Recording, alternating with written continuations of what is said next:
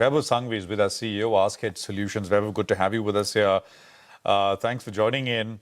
There's a pullback afoot once again. It's the same drivers, oil, a bit of rupee, and just generally, unanswerable questions about where oil is going to go and how this is all going to pan out. So, a bit of a setback to broader markets, etc. as well, despite the broader otherwise outperformance. Just how are you looking at the situation, Vaibhav? A tough one, as you rightly mentioned, Prashant. I think the amount of geopolitical events which are kind of affecting, especially on the supply chain, along with a few issues which we've been facing, as a country. I think partly kind of addressed by the measures taken, last weekend. So I think we have some time yet to go before we completely stabilize, from a market standpoint. Till then, I think the volatility will continue. Look out for any resolution on Middle East, and subsequently we can take a constructive call from a overall risk-on environment. Vaibhav, what would you be inclined to do as of now? This war has prolonged for around 100 days odd. We have some optimism, some measures being taken both by the central government, the RBI as well. What would you be inclined to do right now? Buy or sell? No, of course, Nigel, I think that's a silver lining for sure. But we'll continue to, with our neutralish positions, what we have from an overall portfolio standpoint. And the reason being very clear that we don't know what's going to happen from the Middle East perspective, how the supply chains, will continue to get disrupted, at least in the shorter to medium term. While as I continue to mention, the measures which have been taken over the weekend has been fairly constructive. And to be very honest, I think a lot more of those measures are needed also going forward. I think once those are taken, we, on a relative basis, would come out pretty strong.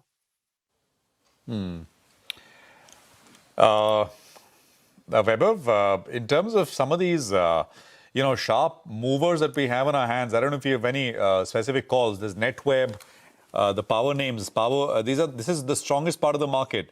Hitachi, GE, Vernova, I mean, the grid and grid infrastructure companies, if I can put it that way. MTAR Tech, Sterlite is selling off, HFCL. I mean, this is the closest you can find, at least in the listed universe, to what is happening globally, which is that AI boom. And of course, the reversal that we've seen on Friday in the US and this morning in Asia as well. Any thoughts on any of these names?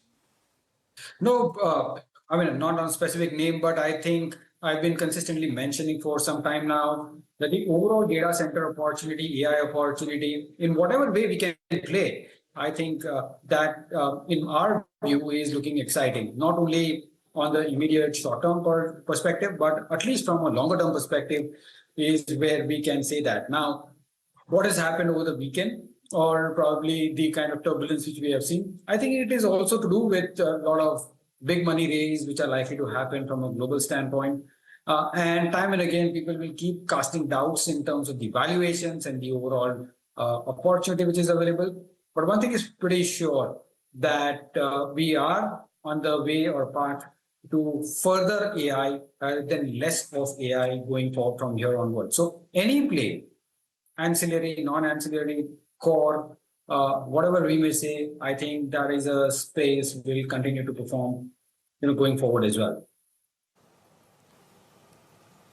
Vaibhav, what do you make of this broader market outperformance? Some are thumping the table and saying, wow, just look at that. There's been money that's been made. Do you think actually it's a little bit dangerous because the street is reading a little bit too much into it and ignoring some of the risk? Or do you believe some of these stocks actually rightfully, there are stories, there are themes that are playing out and earnings will gradually come? So it would be justified to see this kind of an outperformance because you have stocks that are moved up drastically in this sort of environment. Yeah, two things again, Nigel, to that. One is a fundamental reason and two is the technical one. When we talk about the fundamental reason, I think what we have seen from a quarterly earnings standpoint, at the same time, the commentary which has been coming from the companies or from a broader perspective, I think has been, kind of very soothing, encouraging, and should the things on a macro kind of get stabilized, then these are the ones which will give you pretty decent momentum from a business perspective. Message. Second, and more importantly, from a technical side, is that I think these are lesser owned by FPIs. What we have seen is from an overall broader market standpoint, wherever the higher ownership of FPIs have been, irrespective of how the company has been doing, there have been relative underperformance from the overall market standpoint as well. So I think it's because of both of these two reasons is what we are seeing, what is happening.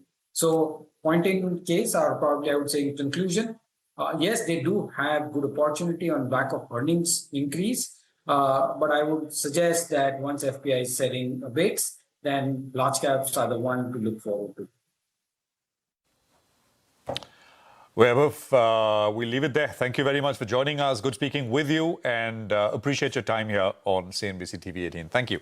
Vaibhav Sanghavi, CEO, Ask Hedge Solutions. Well, I think, we'll just take a quick break here. Our segment D Street Chatter will come up. Nimesh is going to get us that insight from dealing rooms. And of course, a list of stocks that he's got on his mind as well. I think Nimesh also joining us in a bit from the ICICI conference here in Mumbai. Stay tuned, coming up.